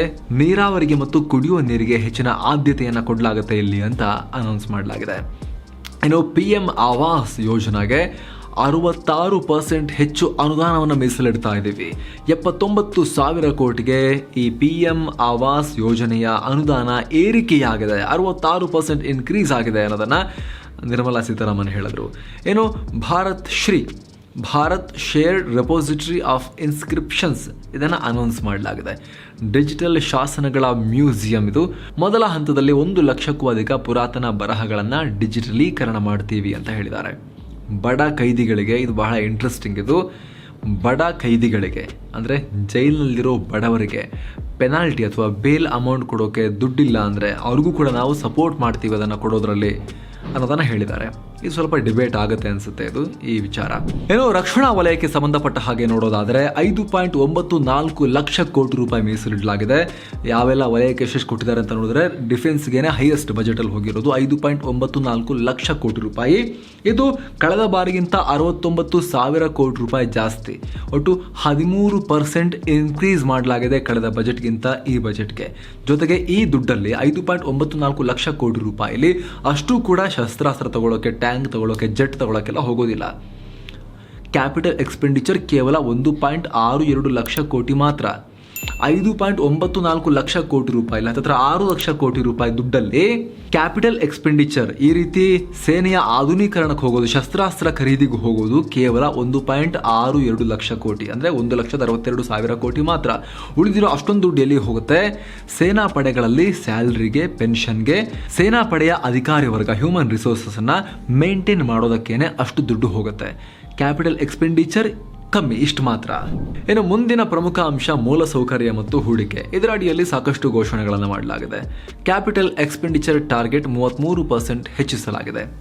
2 ಥರ ಎಕ್ಸ್ಪೆಂಡಿಚರ್ ಸರ್ಕಾರದು: revenue expenditure, capital expenditure. Revenue expenditure ಅಂದರೆ ಏನು? ಸ್ಯಾಲ್ರಿ, ಪೆನ್ಷನ್ನು ಇತ್ಯಾದಿ ಇತ್ಯಾದಿ ಇತ್ಯಾದಿ, ಸೋಷಿಯಲ್ ವೆಲ್ಫೇರ್ ಸ್ಕೀಮ್ದು ಅವೆಲ್ಲ ರೆವಿನ್ಯೂ ಎಕ್ಸ್ಪೆಂಡಿಚರ್ ಬರುತ್ತೆ, ಕಂದಾಯ ವೆಚ್ಚದಲ್ಲಿ ಬರುತ್ತೆ. ಅದರಿಂದ ಅಂಥದ್ದೇನು ನಿಮಗೆ ರಿಟರ್ನ್ ಎಲ್ಲ ಸಿಗೋಲ್ಲ, ಆಸ್ತಿ ಸೃಷ್ಟಿಯಾಗೋದಿಲ್ಲ. ಆದರೆ ಕ್ಯಾಪಿಟಲ್ ಎಕ್ಸ್ಪೆಂಡಿಚರ್ ಅಂದರೆ ಅಥವಾ ಬಂಡವಾಳ ವೆಚ್ಚ ಅಂದರೆ ಆಸ್ತಿ ಸೃಷ್ಟಿಯಾಗುತ್ತೆ. ಮೂಲ ಸೌಕರ್ಯ ಕ್ಷೇತ್ರ ಎಲ್ಲ ಇದೆಯಲ್ಲ, ನೀವು ಓಡಾಡುವಂಥ ಸರ್ಕಾರಿ ಬಸ್ ಆಗಿರ್ಬೋದು, ರೋಡ್ ಆಗಿರ್ಬೋದು, ಅಥವಾ ಏರ್ಪೋರ್ಟ್ಗಳಾಗಿರ್ಬೋದು, ಡ್ಯಾಮ್ಗಳನ್ನು ಕಟ್ಟೋದಾಗಿರ್ಬೋದು, ಯಾವುದೇ ರೀತಿಯ ಫ್ಲೈಓವರ್ಸ್ ಆಗಿರ್ಬೋದು, ಎಕ್ಸ್ಪ್ರೆಸ್ ವೇ ಆಗಿರ್ಬೋದು, ಇವೆಲ್ಲವೂ ಕೂಡ ಸೇತುವೆ ಆಗಿರ್ಬೋದು, ಇವೆಲ್ಲ ಕ್ಯಾಪಿಟಲ್ ಎಕ್ಸ್ಪೆಂಡಿಚರ್ ಅಡಿಯಲ್ಲಿ ಬರುತ್ತೆ. ಆಸ್ತಿ ನಿರ್ಮಾಣ ಆಗ್ತಾ ಹೋಗುತ್ತೆ, ಇದರಲ್ಲಿ ಮೂಲಸೌಕರ್ಯ ನಿರ್ಮಾಣ ಆಗ್ತಾ ಹೋಗುತ್ತೆ. ಆ ಕ್ಯಾಪಿಟಲ್ ಎಕ್ಸ್ಪೆಂಡಿಚರ್ ಟಾರ್ಗೆಟನ್ನು 33% ಇನ್ಕ್ರೀಸ್ ಮಾಡಿದ್ದೀವಿ ನಾವು, ದೊಡ್ಡ ಹೆಚ್ಚಳ ಆಗ್ತಾ ಇದೆ ಅಂತ ಹೇಳಿದ್ದಾರೆ. 10 ಲಕ್ಷ ಕೋಟಿ ರೂಪಾಯಿ ಈ ಬಜೆಟ್ನಲ್ಲಿ ಮೂಲಸೌಕರ್ಯ ಕ್ಷೇತ್ರದಲ್ಲಿ ಹೂಡಿಕೆ ಮಾಡ್ತೀವಿ ಅಂತ ಹೇಳಿದ್ದಾರೆ. ನಿರಂತರ 3ನೇ ಬಾರಿಗೆ ನೋಡಿ ನಾವು ಕ್ಯಾಪೆಕ್ಸನ್ನು ಅಂದರೆ ಕ್ಯಾಪಿಟಲ್ ಎಕ್ಸ್ಪೆಂಡಿಚರನ್ನು ಜಾಸ್ತಿ ಮಾಡಿದ್ದೀವಿ. 2019-20 ಆರ್ಥಿಕ ವರ್ಷಕ್ಕಿಂತ 3 ಪಟ್ಟು ಹೆಚ್ಚು ಅಂತ ಹೇಳಿದ್ದಾರೆ. ಇದು GDPಯ 3.3%. ರಾಜ್ಯಗಳಿಗೆ ಕೊಡುವ ಸಹಾಯವನ್ನು ಸೇರಿಸಿದ್ರೆ ಇನ್ನೂ ಜಾಸ್ತಿ ಆಗುತ್ತೆ. 13.7 ಲಕ್ಷ ಕೋಟಿಗೆ ಹೋಗುತ್ತೆ ಇದು ಟೋಟಲ್ ಕ್ಯಾಪೆಕ್ಸ್ ಅನ್ನೋದನ್ನು ನಿರ್ಮಲಾ ಸೀತಾರಾಮನ್ ಉಲ್ಲೇಖ ಮಾಡಿದ್ದಾರೆ. ಇನ್ನು ಬಂಡವಾಳ ವೆಚ್ಚಕ್ಕೆ, ಕ್ಯಾಪಿಟಲ್ ಎಕ್ಸ್ಪೆಂಡಿಚರ್ ಮಾಡೋದಕ್ಕೆ ರಾಜ್ಯಗಳಿಗೂ ನಾವು ಸಾಲವನ್ನು ಕೊಡ್ತೀವಿ. 50 ವರ್ಷಗಳ ಅವಧಿಗೆ ಬಡ್ಡಿ ರಹಿತ ಸಾಲ ಕೊಡೋ ಸ್ಕೀಮ್ ಇನ್ನೂ 1 ವರ್ಷ ಕಂಟಿನ್ಯೂ ಆಗುತ್ತೆ. ಆದರೆ ಇದನ್ನು ಮೂಲಸೌಕರ್ಯ ಕ್ಷೇತ್ರಕ್ಕೇನೆ ಬಳಸಬೇಕು. ಇದಕ್ಕಾಗಿ 1.3 ಲಕ್ಷ ಕೋಟಿ ರೂಪಾಯಿ ಅನುದಾನವನ್ನು ನಾವು ಮೀಸಲಿಟ್ಟಿದ್ದೀವಿ ಅಂತ ಕೂಡ ನಿರ್ಮಲಾ ಸೀತಾರಾಮನ್ ಘೋಷಿಸಿದ್ದಾರೆ. ಇನ್ನು ಹೊಸದಾಗಿ ಸ್ಥಾಪನೆಯಾಗಿರೋ ಮೂಲಸೌಕರ್ಯ ಹಣಕಾಸು ಕಾರ್ಯಾಲಯ ಖಾಸಗಿ ಹೂಡಿಕೆಗೆ ಸಪೋರ್ಟ್ ಮಾಡುತ್ತೆ. ಈ ಮೂಲಕ ರೈಲ್ವೆ, ರೋಡ್ಸ್, ನಗರ ಮೂಲಸೌಕರ್ಯ, ಪವರ್ ಸೆಕ್ಟರ್ನಲ್ಲಿ ಖಾಸಗಿ ಹೂಡಿಕೆಗೆ ಉತ್ತೇಜನ ಕೊಡಲಾಗುತ್ತೆ ಅಂತ ನಿರ್ಮಲಾ ಸೀತಾರಾಮನ್ ಘೋಷಿಸಿದ್ದಾರೆ. ಇನ್ನು ರೈಲ್ವೇಸ್, ನರೇಂದ್ರ ಮೋದಿ ಅವರ ಆಡಳಿತ ಬಂದ ಮೇಲೆ ರೈಲ್ವೆ ಬಜೆಟ್ ಪ್ರತ್ಯೇಕ ಇಲ್ಲ, ಅದೊಂದು ಸುಮ್ಮನೆ ದೊಡ್ಡದು ಹಂಗಾಮ ನಡೀತಾ ಇತ್ತು, ಅದಿಲ್ಲ ಈಗ. ಇದು ಕೇಂದ್ರ ಬಜೆಟ್ ಒಳಗಡೆ ಸೇರಿಕೊಂಡಿರುತ್ತೆ. ರೈಲ್ವೆಯಲ್ಲಿ ಜಸ್ಟ್ ಸಿಂಪಲ್ ಆಗಿ ಹೇಳಿದ್ದಾರೆ, 2,40,000 ಕೋಟಿ ರೂಪಾಯಿ ಬಂಡವಾಳ ಹೂಡಿಕೆ ಮಾಡ್ತೀವಿ ನಾವು. ಇತಿಹಾಸದಲ್ಲೇ ಅತಿ ಹೆಚ್ಚು ಇದು ರೈಲ್ವೆಗೆ ಇಷ್ಟು ದುಡ್ಡು ಕೊಡ್ತಾ ಇರೋದು. ರೈಲ್ವೆಗೆ 2013-14ರಲ್ಲಿ ಕೊಟ್ಟಿದ್ದಕ್ಕಿಂತ ಕಂಪೇರ್ ಮಾಡಿದ್ರೆ ಈಗ 9 ಪಟ್ಟು ಹೆಚ್ಚು ದುಡ್ಡನ್ನು ಕೊಡ್ತಾ ಇದ್ದೀವಿ ಅಂತ ಹೇಳಿದ್ದಾರೆ ಅಷ್ಟೇ. ಇನ್ನು ಸಾರಿಗೆ ವಲಯದಲ್ಲಿ ಇನ್ನೊಂದಷ್ಟು ಸಂಗತಿಗಳೇನು ಅಂದರೆ, 100 ಕ್ರಿಟಿಕಲ್ ಟ್ರಾನ್ಸ್ಪೋರ್ಟೇಷನ್ ಇನ್ಫ್ರಾಸ್ಟ್ರಕ್ಚರ್ ಪ್ರಾಜೆಕ್ಟನ್ನು ನಾವು ಜಾರಿ ಮಾಡ್ತೀವಿ. ವಿಶೇಷವಾಗಿ ಕಲ್ಲಿದ್ದಲು ವಲಯಕ್ಕೆ, ಗೊಬ್ಬರ, ಸ್ಟೀಲ್, ಆಹಾರ ಧಾನ್ಯಗಳ ಸುಲಭ ಸಾಗಾಟಕ್ಕೆ ಅನುಕೂಲ ಆಗುವಂತೆ ಈ ಮೂಲಸೌಕರ್ಯಗಳ ಡೆವಲಪ್ಮೆಂಟ್ ಆಗುತ್ತೆ ಅಂತ ಹೇಳಿದ್ದಾರೆ. ಇದಕ್ಕೆ 75,000 ಕೋಟಿ ರೂಪಾಯಿ ದುಡ್ಡನ್ನು ಹಾಕಲಾಗುತ್ತೆ, ಹೂಡಿಕೆಯನ್ನು ಮಾಡಲಾಗುತ್ತೆ. ಇದರಲ್ಲಿ ಖಾಸಗಿಯವರು ಕೂಡ ಈ 15,000 ಕೋಟಿ ರೂಪಾಯಿ ದುಡ್ಡು ಹಾಕ್ತಾರೆ ಅಂತ ಹೇಳಿದ್ದಾರೆ. ಇನ್ನು ಪ್ರಾದೇಶಿಕ ಏರ್ ಕನೆಕ್ಟಿವಿಟಿಗಾಗಿ, ವಾಯುಯಾನ ಸಂಪರ್ಕಕ್ಕಾಗಿ 50 ಹೊಸ ಏರ್ಪೋರ್ಟ್ಗಳು, ಹೆಲಿಪೋರ್ಟ್ಗಳು, ಅಡ್ವಾನ್ಸ್ ಲ್ಯಾಂಡಿಂಗ್ ಗ್ರೌಂಡ್ಸ್, ವಾಟರ್ ಏರ್ಡ್ರೋಮ್ಸ್ ಸ್ಥಾಪನೆ ಮಾಡ್ತೀವಿ ಅಂತ ಅನೌನ್ಸ್ ಮಾಡಿದ್ರು. ಈ ರೀತಿ ಹೊಸ 50 ಏರ್ಪೋರ್ಟ್ಗಳಂತ ಹೇಳ್ತಿದ್ದ ಹಾಗೇನೆ ಪ್ರತಿಪಕ್ಷಗಳ ಕಡೆಯಿಂದ ಅದಾನಿ ಅಂತ ಘೋಷಣೆಗಳು ಬಂದವು. ನಿರ್ಮಲಾ ಸೀತಾರಾಮನ್ ಅದಕ್ಕೆ ಯಾವುದೇ ತಲೆ ಕೆಡಿಸ್ಕೊಳ್ಳೋಕೆ ಹೋಗಲಿಲ್ಲ. ಅವ್ರ ಪಾಡಿಗವರು ಬಜೆಟ್ ಓದೋದನ್ನು ಕಂಟಿನ್ಯೂ ಮಾಡಿದ್ರು. ಇನ್ನು ಭವಿಷ್ಯಕ್ಕಾಗಿ, ಫ್ಯೂಚರ್ಗೆ ನಗರಗಳು ಸುಸ್ಥಿರ ಆಗಬೇಕು ಅಂದರೆ ಸಸ್ಟೈನಬಲ್ ಸಿಟಿಗಳನ್ನು ನಾವು ಡೆವಲಪ್ ಮಾಡಬೇಕು. ಉತ್ತಮ ನಗರ ಯೋಜನೆಗೆ ರಾಜ್ಯ ಹಾಗೂ ನಗರಗಳಿಗೆ ನಾವು ಬೆಂಬಲವನ್ನು ಕೊಡ್ತೀವಿ ಎಲ್ಲ ರೀತಿಯಲ್ಲೂ ಅಂತ ನಿರ್ಮಲಾ ಸೀತಾರಾಮನ್ ಹೇಳಿದರು. ಅದರಲ್ಲಿ ಪ್ರಾಪರ್ಟಿ ಟ್ಯಾಕ್ಸ್ನಲ್ಲೂ ಕೂಡ ಸುಧಾರಣೆಯನ್ನು ನಾವು ತರ್ತೀವಿ. ನಗರಗಳು ಮುನ್ಸಿಪಲ್ ಬಾಂಡ್ನ ಲಾಭವನ್ನು ಪಡೆಯೋಕೆ ತಮ್ಮ ವಿಶ್ವಾಸಾರ್ಹತೆಯನ್ನು ಹೆಚ್ಚು ಮಾಡ್ಕೋಬೇಕಾಗತ್ತೆ. ಅದಕ್ಕೆ ಕೇಂದ್ರ ಬೆಂಬಲವನ್ನು ಕೊಡುತ್ತೆ, RIDF ರೀತಿಯಲ್ಲೇ ಅಂತ ಹೇಳಿದ್ರು. ಇನ್ನು ನ್ಯಾಷನಲ್ ಹೌಸಿಂಗ್ ಬ್ಯಾಂಕ್ ಅಡಿಯಲ್ಲಿ ನಗರ ಮೂಲಸೌಕರ್ಯ ನಿಧಿಯನ್ನು ಸ್ಥಾಪನೆ ಮಾಡ್ತೀವಿ. Tier 2 ಹಾಗೂ Tier 3 ಸಿಟಿಗಳಲ್ಲಿ ಮೂಲಸೌಕರ್ಯಕ್ಕೆ ಇದರಿಂದ ಸಹಾಯ ಆಗುತ್ತೆ. ಇದಕ್ಕೆ ವರ್ಷಕ್ಕೆ 10,000 ಕೋಟಿ ರೂಪಾಯಿ ಅನುದಾನ ಇಡಲಾಗುತ್ತೆ ಅಂತ ಹೇಳಿದ್ರು. ಎಲ್ಲ ನಗರ ಹಾಗೂ ಪಟ್ಟಣಗಳಿಗೆ ಮ್ಯಾನ್ ಹೋಲ್ ನಿರ್ವಹಣೆಗೆ ಯಂತ್ರಗಳನ್ನು ನಾವು ಕೊಡ್ತೀವಿ. ಇನ್ಮೇಲೆ ಅವು ಮ್ಯಾನ್ ಹೋಲ್ ಅಲ್ಲ, ಮಷೀನ್ ಹೋಲ್ ಆಗಲಿವೆ ಅಂತ ಹೇಳಿದ್ರು. ಇದೊಂದು ಬಹಳ ಮುಂಚೆನೇ ಆಗಬೇಕಾಗಿತ್ತು, ಈಗಲಾದರೂ ಆಗ್ತಾ ಇದೆ. ಆದಮೇಲೆ ಖುಷಿಯಾಗುತ್ತೆ. ಮನುಷ್ಯರು ಅದನ್ನು ಒದ್ದಾಡೋದು ನೋಡೋಕ್ಕಾಗೋದಿಲ್ಲ. ಎಷ್ಟೋ ಜನ ಪ್ರಾಣವನ್ನು ಕೂಡ ಕಳ್ಕೊಂಡಿದ್ದಾರೆ ಆ ರೀತಿ ಗಟರ್ ಗುಂಡಿಗಳಲ್ಲಿ ಮುಳುಗಿ. ಎಷ್ಟಾಗುತ್ತೋ ಅಷ್ಟು ಬೇಗ ಕೆಲಸ ಆಗಬೇಕು. ಇನ್ನು ಸಾಮರ್ಥ್ಯದ ಸರಿಯಾದ ಬಳಕೆ, ಇದು ಅವರ ಸಪ್ತ ಮಂತ್ರಗಳಲ್ಲಿ ಒಂದು ಪ್ರಮುಖ ಸಂಗತಿ ಅವರು ಉಲ್ಲೇಖ ಮಾಡಿರೋದು. ಗುಡ್ ಗವರ್ನೆನ್ಸ್ ಅಂದರೆ ಉತ್ತಮ ಆಡಳಿತ ನಮ್ಮ ಗುರಿ. ಪಾರದರ್ಶಕ ಹಾಗೂ ಉತ್ತರದಾಯಿತ್ವ ಅಂದರೆ ಅಕೌಂಟಬಿಲಿಟಿ ಇರುವಂಥ ಸರ್ಕಾರವನ್ನು ನಾವು ನಡೆಸ್ತೀವಿ ಅಂತ ಹೇಳಿದ್ರು. ಈಸ್ ಆಫ್ ಡೂಯಿಂಗ್ ಬಿಸ್ನೆಸ್ ನಮ್ಮ ಪ್ರಮುಖ ಟಾರ್ಗೆಟ್. ಅಂದರೆ ಬಿಸ್ನೆಸ್ ಮಾಡೋಕ್ಕೆ ಕಷ್ಟ ಆಗಬಾರ್ದು, ಎಲ್ಲ ಈಸಿಯಾದ ವಾತಾವರಣ ಇರಬೇಕು. ಅದಕ್ಕೋಸ್ಕರ ಕೆಲಸ ಮಾಡ್ತಾ ಇದ್ದೀವಿ. 39,000 ರೂಲ್ಸ್ಗಳನ್ನು ನಾವು ಇದಕ್ಕೋಸ್ಕರ ಸಡಿಲ ಮಾಡಿದ್ದೀವಿ. 3,400 ಕಾನೂನುಗಳನ್ನು ಡಿಕ್ರಿಮಿನಲೈಸ್ ಮಾಡಿದ್ದೀವಿ. ಜನ್ ವಿಶ್ವಾಸ್ ಬಿಲ್ಲನ್ನು ತರೋ ಮೂಲಕ 42 ಕೇಂದ್ರೀಯ ಕಾನೂನುಗಳಿಗೆ ತಿದ್ದುಪಡಿಯನ್ನು ಕೂಡ ಮಾಡ್ತೀವಿ. ಎಕಾನಮಿಯನ್ನು ಮತ್ತಷ್ಟು ಓಪನ್ ಅಪ್ ಮಾಡ್ತೀವಿ. ಇಲ್ಲಿ ಬಿಸ್ನೆಸ್ ಮಾಡೋದು ಭಾರತದಲ್ಲಿ ಈಸಿ ಅನ್ನಿಸ್ಬೇಕು, ಆ ರೀತಿ ಮಾಡ್ತೀವಿ ಅಂತ ಹೇಳಿದ್ರು. ಏನೋ centre for excellence for artificial intelligence ಸ್ಥಾಪನೆ ಮಾಡಲಾಗುತ್ತೆ. ಆ ಮೂಲಕ ಮೇಕ್ AI ಇನ್ ಇಂಡಿಯಾ ಅಂದರೆ make artificial intelligence in India, make AI work for India, make artificial intelligence work for India ಅನ್ನೋ ಥೀಮ್ ನಮ್ದು ಅಂತ ಹೇಳಿದ್ರು. ಇದಕ್ಕಾಗಿ 3 centre for excellence for artificial intelligence ಸ್ಥಾಪನೆ ಮಾಡ್ತೀವಿ ಅಂದರು. ಕೃಷಿ, ಆರೋಗ್ಯ ಮತ್ತು ಮಾನವ ಸಂಪನ್ಮೂಲದ ಕ್ವಾಲಿಟಿ ಹೆಚ್ಚು ಮಾಡೋಕೆ ಮತ್ತು ನಗರಗಳ ಸುಸ್ಥಿರ ಅಭಿವೃದ್ಧಿ ಎಲ್ಲ ವಿಚಾರಗಳಿಗೂ AI ಬಳಕೆಯಾಗಬೇಕು. ಅದಕ್ಕೆ ಬೇಕಾದ ಅಪ್ಲಿಕೇಶನ್ಸ್, ಪ್ಲಾಟ್ಫಾರ್ಮ್ಗಳನ್ನು ಸೃಷ್ಟಿ ಮಾಡಬೇಕು ನಮ್ಮ ದೇಶದಲ್ಲಿ ಅಂತ ಹೇಳಿದ್ರು. ನ್ಯಾಷನಲ್ ಡೇಟಾ ಗವರ್ನೆನ್ಸ್ ಪಾಲಿಸಿ ತರ್ತೀವಿ. ಇದು ಖಾಸಗಿತನಕ್ಕೆ ಮಹತ್ವ ಕೊಡುತ್ತೆ. KYC ನೋ ಯುವರ್ ಕಸ್ಟಮರ್ ಈ ಪ್ರಾಸೆಸ್ಸನ್ನು ತುಂಬ ಸರಳೀಕರಣ ಮಾಡ್ತೀವಿ ನಾವು. ಎಲ್ಲ ಸರ್ಕಾರಿ ಸೇವೆಗಳಿಗೆ ಐಡೆಂಟಿಟಿ ಮತ್ತು ಅಡ್ರೆಸ್ ಅಪ್ಡೇಟ್ ಮಾಡೋಕ್ಕೆ ಒಂದೇ ಜಾಗಕ್ಕೆ ಹೋದರೆ ಸಾಕು, ಆ ರೀತಿ ವ್ಯವಸ್ಥೆಯನ್ನು ತರ್ತೀವಿ. ಇದಕ್ಕಾಗಿ ಡಿಜಿಲಾಕರ್ ಹಾಗೂ ಆಧಾರನ ಬಳಸಲಾಗುತ್ತೆ ಅಂದರು. ಏನು ಬಿಸ್ನೆಸಸ್ಗಳಿಗೆ ಕಾಮನ್ ಬಿಸ್ನೆಸ್ ಐಡೆಂಟಿಫೈಯರ್ ಆಗಿ ಒಂದು ವ್ಯವಸ್ಥೆಯನ್ನು ತರ್ತೀವಿ. ಏನದು ಖಾಸಗಿ ಕಂಪನಿಗಳ ಐಡೆಂಟಿಟಿಗೆ ಎಲ್ಲ ಸರ್ಕಾರಿ ಏಜೆನ್ಸಿಗಳಲ್ಲೂ ಪ್ಯಾನ್ ಕಾರ್ಡ್ ಒಂದನ್ನೇ, ಕಂಪ್ನಿ ಪ್ಯಾನ್ ಕಾರ್ಡ್ ಇರುತ್ತಲ್ಲ ಅದು ಒಂದನ್ನೇ ಕಾಮನ್ ಐಡೆಂಟಿಟಿ ಡಾಕ್ಯುಮೆಂಟ್ ಆಗಿ ಬಳಕೆ ಮಾಡೋಕ್ಕೆ ನಾವು ವ್ಯವಸ್ಥೆ ಮಾಡಿಕೊಡ್ತೀವಿ ಅಂತ ಹೇಳಿದ್ರು. ಇನ್ನು ಫೈಲಿಂಗ್ ವಿಚಾರಕ್ಕೆ ಬಂದಾಗ ಫೈಲಿಂಗ್, ರಿಟರ್ನ್ಸ್ ಎಲ್ಲ ಒಂದೇ ರೀತಿ ಮಾಹಿತಿಯನ್ನು ಹತ್ತಾರು ಕಡೆ ಬೇರೆ ಬೇರೆ ಮತ್ತೆ ಫೈಲಿಂಗ್ ಮಾಡೋದೆಲ್ಲ ಇರುತ್ತಲ್ಲ, ಬಹಳ ಕಿರಿಕಿರಿಯ ಕೆಲಸ ಇರುತ್ತೆ. ಅದಕ್ಕೆ ಏಕೀಕೃತ ಫೈಲಿಂಗ್ ವ್ಯವಸ್ಥೆ ಬರುತ್ತೆ. ಒಂದೇ ಮಾಹಿತಿಯನ್ನು ವಿವಿಧ ಸರ್ಕಾರಿ ಇಲಾಖೆಗಳಿಗೆ ಫೈಲ್ ಮಾಡೋದು ಇರುತ್ತಲ್ಲ, ಅದನ್ನು ಒಂದೇ ವಿಂಡೋ ಮೂಲಕ ಮಾಡೋಕೆ ಯೂನಿಫೈಡ್ ಫೈಲಿಂಗ್ ಪ್ರಾಸೆಸ್ಸನ್ನು ತರ್ತೀವಿ ಅಂತ ಘೋಷಿಸಿದ್ರು. ಫಾರಮ್ಗಳು ಸಿಂಪಲ್ ಆಗಲಿವೆ, ಒಂದೇ ಪೋರ್ಟಲ್ ಮೂಲಕ ಫೈಲಿಂಗ್ ರಿಟರ್ನ್ಸ್ ಎಲ್ಲ ಮಾಡಬಹುದು ಅಂತ ಹೇಳಿದರು. ವಿವಾದ್ ಸೆ ವಿಶ್ವಾಸ್ ಅನ್ನೋ ನೀತಿ ಅಡಿಯಲ್ಲಿ ಕೊರೋನಾ ಕಾಲದಲ್ಲಿ MSMEಗಳಿಗೆ ಸರ್ಕಾರದೊಂದಿಗಿನ ಒಪ್ಪಂದಗಳನ್ನು ಪೂರ್ಣಗೊಳಿಸೋಕೆ ಆಗದೇ ಇದ್ರೆ ಅವ್ರ ಹತ್ರ ಸೆಕ್ಯೂರಿಟಿ ಡೆಪಾಸಿಟ್ ಇಸ್ಕೊಂಡಿರ್ತಾರಲ್ಲ ಸರ್ಕಾರದವರು, ಅದನ್ನು 95% ವಾಪಸ್ ಕೊಡ್ತೀವಿ. ಪಾಪ ಕೊರೋನಾ ಕಾಲದಲ್ಲಿ ಕಷ್ಟ ಇತ್ತು ಅನ್ನೋ ಕಾರಣಕ್ಕೋಸ್ಕರ ಅವರು ಕಾಂಟ್ರಾಕ್ಟನ್ನು ಫುಲ್ಫಿಲ್ ಮಾಡಿಲ್ಲ ಅಂದ್ರೂ ಅವ್ರಿಗೆ ಅವರ ಸೆಕ್ಯೂರಿಟಿ ಡೆಪಾಸಿಟನ್ನು ವಾಪಸ್ ಕೊಡ್ತೀವಿ ಅಂತ ಹೇಳಿದ್ರು. ಹಾಗೆ ಕಾಂಟ್ರಾಕ್ಟ್ ವಿವಾದಗಳ ಸೆಟಲ್ಮೆಂಟ್ಗೆ ವಾಲಂಟರಿ ಸೆಟಲ್ಮೆಂಟ್ ಸ್ಕೀಮನ್ನು ತರ್ತೀವಿ ಅಂತ ಕೂಡ ಹೇಳಿದ್ರು. ಏನು 3ನೇ ಹಂತದ ಈ ಕೋರ್ಟ್ ಯೋಜನೆಗೆ 7,000 ಕೋಟಿ ರೂಪಾಯಿಯ ಘೋಷಣೆ ಮಾಡಿದ್ರು. 5G ಮೂಲಕ ಬಳಸಬಹುದಾದ ಅಪ್ಲಿಕೇಶನ್ಸನ್ನು ತಯಾರಿಸೋಕೆ ಎಂಜಿನಿಯರಿಂಗ್ ಇನ್ಸ್ಟಿಟ್ಯೂಟ್ಗಳಲ್ಲಿ 100 ಲ್ಯಾಬ್ಗಳನ್ನು ಸ್ಥಾಪನೆ ಮಾಡ್ತೀವಿ ಅಂದರು. ಜೊತೆಗೆ ಡೈಮಂಡನ್ನು ಕೂಡ ಲ್ಯಾಬ್ ಮೂಲಕ ತಯಾರಿಸೋ ದಿನ ಬಂದ್ಬಿಟ್ಟಿದೆ. ಇದು ನ್ಯಾಚುರಲ್ ಡೈಮಂಡ್ನಷ್ಟೇ ಕ್ವಾಲಿಟಿ ಹೊಂದಿರುತ್ತೆ. ನಾವು ಇದನ್ನೀಗ ಆಮದು ಮಾಡ್ಕೊಳ್ತಾ ಇದ್ದೀವಿ, ಅದನ್ನು ತಪ್ಪಿಸ್ಬೇಕು, ನಮ್ಮಲ್ಲೇ ಉತ್ಪತ್ತಿ ಆಗೋ ರೀತಿ ನೋಡಬೇಕು. ನಾವು ಒಂದು IIT ಮೂಲಕ ಟೈಅಪ್ ಮಾಡಿಕೊಂಡು ಈ ಬಗ್ಗೆ ರಿಸರ್ಚ್ ಮತ್ತು ಡೆವಲಪ್ಮೆಂಟ್ಗೆ ಹಣ ಸಹಾಯ ಮಾಡ್ತೀವಿ. ಇದಕ್ಕೆ ಬೇಕಾದ ಕಚ್ಚಾ ಸಾಮಗ್ರಿ ಮೇಲಿನ ಕಸ್ಟಮ್ ಸುಂಕವನ್ನು ಕಮ್ಮಿ ಮಾಡುವ ಪ್ರಸ್ತಾಪ ಇದೆ ಅಂತ ಕೂಡ ನಿರ್ಮಲಾ ಸೀತಾರಾಮನ್ ಹೇಳಿದರು. ಇನ್ನು ಗ್ರೀನ್ ಗ್ರೋತ್ ಥೀಮ್ ಅಡಿಯಲ್ಲಿ, ಅಂದರೆ ಹಸಿರು ಬೆಳವಣಿಗೆ, ನಮ್ಗೆ ಗ್ರೋತ್ ಆಗಬೇಕು, ಅದೇ ಗ್ರೀನ್ ಆಗಿರ್ಬೇಕು. ಪರಿಸರಕ್ಕೆ ಹಾನಿ ಮಾಡಿಕೊಂಡು ನಾವು ಗ್ರೋತ್ ಕಾಣೋದಲ್ಲ, ಪರಿಸರನ ಚೆನ್ನಾಗಿ ಇಟ್ಕೊಂಡೆ ನಾವು ಬೆಳವಣಿಗೆ ಕಾಣಬೇಕು ಅನ್ನೋ ಥೀಮ್ ಅಡಿಯಲ್ಲಿ ಮುಂದಿನ ಪಾಯಿಂಟನ್ನು ಎಕ್ಸ್ಪ್ಲೇನ್ ಮಾಡಿದ್ರು. ನ್ಯಾಷನಲ್ ಗ್ರೀನ್ ಹೈಡ್ರೋಜನ್ ಮಿಷನ್ಗೆ 19,700 ಕೋಟಿ ರೂಪಾಯಿ ಘೋಷಿಸಿದರು. ಕಚ್ಚಾ ತೈಲ ಆಮದಿನ ಮೇಲೆ ಅವಲಂಬನೆ ಕಮ್ಮಿ ಆಗಬೇಕು, ಗ್ರೀನ್ ಹೈಡ್ರೋಜನ್ನಲ್ಲಿ ಮಾರ್ಕೆಟ್ ಲೀಡರ್ ಆಗಬೇಕು ಭಾರತ. 2030 ವೇಳೆಗೆ ವರ್ಷಕ್ಕೆ 5 MMTಯಷ್ಟು ಗ್ರೀನ್ ಹೈಡ್ರೋಜನ್ ಉತ್ಪತ್ತಿ ಮಾಡೋ ಗುರಿ ನಮಗಿದೆ ಅಂತ ಹೇಳಿದರು. ಓವರಾಲ್ ಎನರ್ಜಿ ಟ್ರಾನ್ಸಿಷನ್ ಹಾಗೂ ನೆಟ್ ಝೀರೋ ಕಾರ್ಬನ್ ಗುರಿಗಾಗಿ 35,000 ಕೋಟಿ ರೂಪಾಯಿ ಮೀಸಲಿಡ್ತಿದ್ದೀವಿ ಅಂತ ಹೇಳಿದ್ರು. ಇನ್ನು ಬ್ಯಾಟ್ರಿ ಟೆಕ್ನಾಲಜಿಗೆ ಪ್ರೋತ್ಸಾಹ ಕೊಡೋಕೆ ಇವಿಗಳಿಗೆಲ್ಲ ಬೇಕಲ್ಲ, ಎಲ್ಲದಕ್ಕೂ ಈಗ ಬ್ಯಾಟ್ರಿಯನ್ನು ಬಳಸುವಂಥ ಕಾಲ ಬಂದುಬಿಟ್ಟಿದೆ. ಸೊ ಬ್ಯಾಟ್ರಿ ಟೆಕ್ನಾಲಜಿಗೆ ಪ್ರೋತ್ಸಾಹ ಕೊಡೋಕೆ 4,000 MWH ಸಾಮರ್ಥ್ಯದವರೆಗಿನ ಫೆಸಿಲಿಟಿಗಳಿಗೆ ಹಣ ಸಹಾಯ ಮಾಡ್ತೀವಿ ಅಂದರು.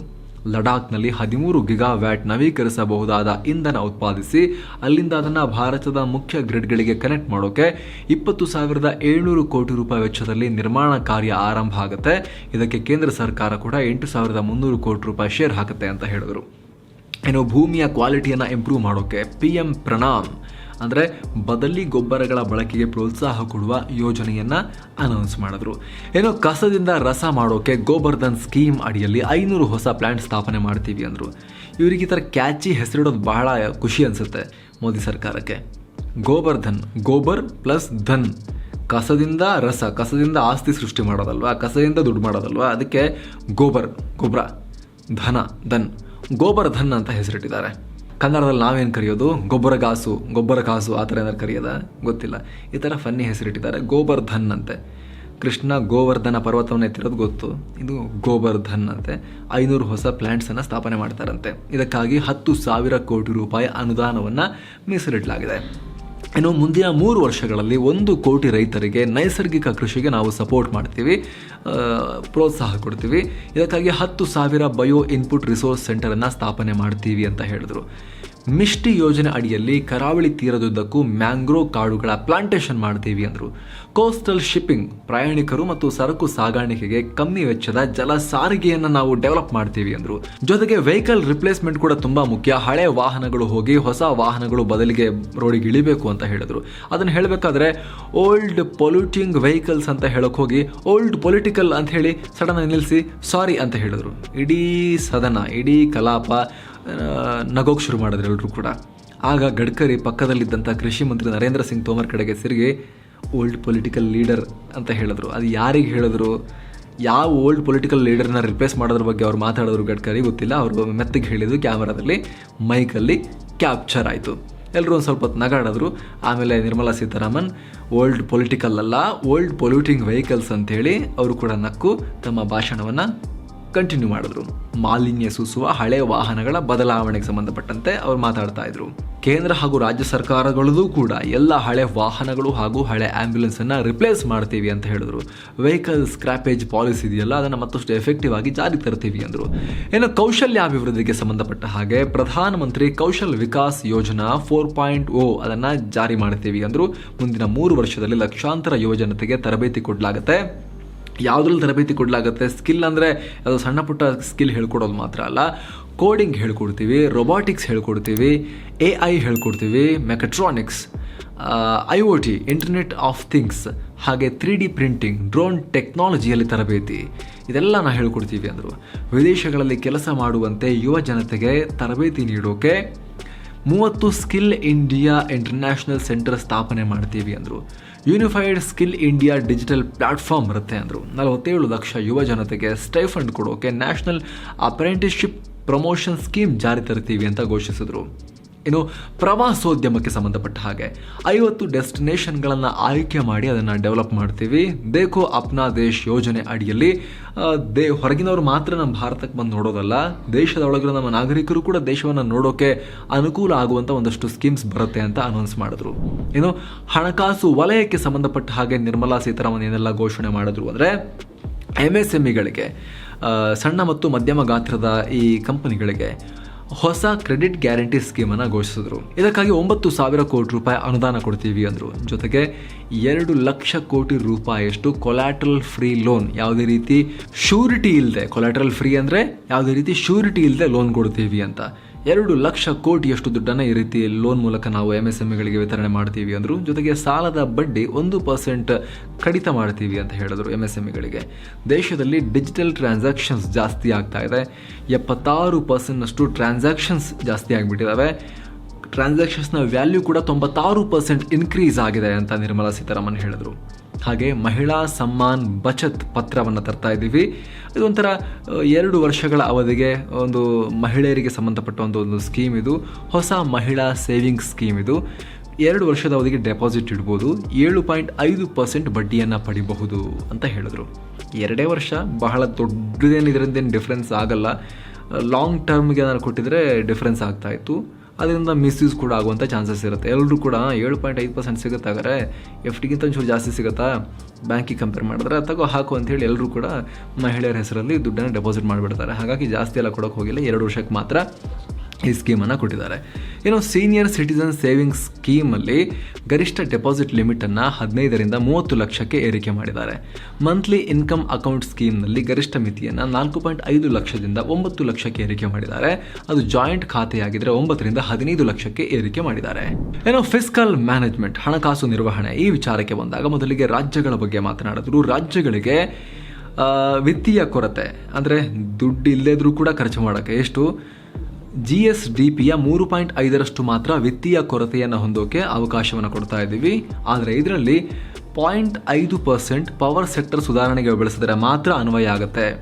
ಅದು ಆ ರೀತಿ ಕಂಡೀಷನ್ಸ್ ಇದೆ. ಪವರ್ ಸೆಕ್ಟರ್ಗೆ ಅಷ್ಟು ಬಳಸಿದರೆ 3.5%ನಷ್ಟು, ಎಷ್ಟು 0.5%ನಷ್ಟು ಪವರ್ ಸೆಕ್ಟರ್ ಸುಧಾರಣೆಗೆ ಬಳಸಿದರೆ 3.5%ನಷ್ಟು. ಪವರ್ ಸೆಕ್ಟರ್ ಸುಧಾರಣೆಗೆ ಏನು ದುಡ್ಡೇ ಬಳಸಿಲ್ಲ ಅಂದರೆ ಬರೀ 3%ನಷ್ಟು GSDPದು ವಿತ್ತೀಯ ಕೊರತೆ ಹೊಂದೋಕೆ ಅವಕಾಶ ಇದೆ ಅಂತ ನಿರ್ಮಲಾ ಸೀತಾರಾಮನ್ ಹೇಳಿದ್ರು. ರಾಜ್ಯಗಳಿಗೆ ಕಂಡೀಷನ್ಸ್ ಇದು. ಫಿಸ್ಕಲ್ ಡೆಫಿಸಿಟ್ ಬಗ್ಗೆ ಮುಂದೆ ಕೂಡ ಬರ್ತಾ ಹೋಗುತ್ತೆ. ಹಾಗಾಗಿ ಆಗಲೇ ಹೇಳಿದ್ವಿ ನಾವೇನು ಅಂತ ಕ್ಲಿಯರಾಗಿ ಹೇಳಬೇಕು ಅಂತ ಹೇಳಿದ್ರೆ, ಬರೋ ಆದಾಯ ಮತ್ತು ಆಗೋ ಖರ್ಚು, ಸರ್ಕಾರಕ್ಕೆ ಖರ್ಚು ಇಷ್ಟಿದೆ, ಬರೋ ಆದಾಯ ಇಷ್ಟೇ ಇದೆ ಅಂದರೆ ಆ ಉಳಿದಿರೋ ಡಿಫ್ರೆನ್ಸ್ ಇದೆಯಲ್ಲ, ಅದು ಕೊರತೆ ಆಗುತ್ತೆ ಅಂತ. ಅದನ್ನೇ ಫಿಸ್ಕಲ್ ಡೆಫಿಸಿಟ್ ಅಂತ ಹೇಳೋದು. ಇನ್ನು 2022-23 ಪರಿಷ್ಕೃತ ಅಂದಾಜು ಕೇಂದ್ರ ಸರ್ಕಾರದ್ದು, ಅದನ್ನು ಕೂಡ ಅವರು ಮಾಹಿತಿಯನ್ನು ಕೊಟ್ಟರು. 24.3 ಲಕ್ಷ ಕೋಟಿ ರೂಪಾಯಿ ಆದಾಯ ಸರ್ಕಾರದ್ದು, ಕೇಂದ್ರ ಸರ್ಕಾರದ್ದು ಸಾಲವನ್ನು ಹೊರತುಪಡಿಸಿ. ಅದರಲ್ಲಿ ಟ್ಯಾಕ್ಸ್ನಿಂದ ಬಂದಿರೋ ಇನ್ಕಮ್ 20.9 ಲಕ್ಷ ಕೋಟಿ ರೂಪಾಯಿ. ಆದರೆ ಖರ್ಚೆಷ್ಟು 41.9 ಲಕ್ಷ ಕೋಟಿ ರೂಪಾಯಿ. ಅದರಲ್ಲಿ ಕ್ಯಾಪಿಟಲ್ ಎಕ್ಸ್ಪೆಂಡಿಚರ್ 7.3 ಲಕ್ಷ ಕೋಟಿ ರೂಪಾಯಿ ಮಾತ್ರ. ಉಳಿದಿದ್ದೆಲ್ಲ ರೆವಿನ್ಯೂ ಎಕ್ಸ್ಪೆಂಡಿಚರ್. ಜೊತೆಗೆ ಆ ದುಡ್ಡೆಲ್ಲಿಂದ ಬರುತ್ತೆ? ಹಾಗಾದರೆ ಅಷ್ಟು ಕಮ್ಮಿ ಇನ್ಕಮ್ ಹಿಡ್ಕೊಂಡು ಅಷ್ಟೆಲ್ಲ ಖರ್ಚು ಮಾಡ್ತಿದಾರಲ್ಲ, ಸಾಲ. ಸಿಂಪಲ್ ಉತ್ತರ, ಸಾಲ. ಇಲ್ಲಿ ಸರ್ಕಾರ 2022-23 ಅಂದ್ರೆ ಈಗ ಮುಗಿತಿರೋ ಹಣಕಾಸು ವರ್ಷದ್ದು ವಿತ್ತೀಯ ಕೊರತೆ ಫಿಸ್ಕಲ್ ಡೆಫಿಸಿಟ್ GDPಯ 6.4% ಅಂತ ನಿರ್ಮಲಾ ಸೀತಾರಾಮನ್ ಹೇಳಿದ್ದಾರೆ.